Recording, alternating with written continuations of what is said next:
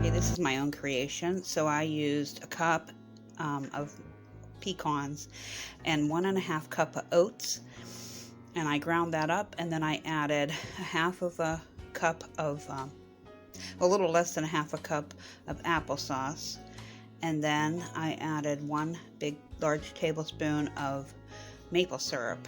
Now I'm putting them in the bottom of these cups, and then I made this. It's 1 can of pumpkin, 2 bananas, 1 cup of cashews, and about 15 dates with about a cup of water, and you blend that up. And I'm going to pour this on top of that, and then I'm going to bake it in the oven for maybe 20 minutes. Okay, now I put a dollop of the nut mixture on top, and we're going to put those in the oven. Guys, this is what this looks like. This is my pumpkin creation. I'll figure out a name for it, but it looks delicious. It was in 25 minutes, and yeah, it looks delicious. Can't wait to try it.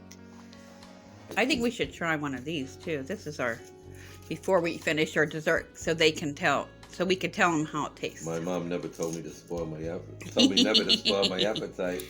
Oh well. But here's what, I don't even know what to call this, guys. It's just pumpkin, cashews, bananas, spices, and then at the bottom, let me show you. Should we do that? There's like a pecan. Natural order. So let me bite into it, then I'll tell you what it tastes like. We both will. All right.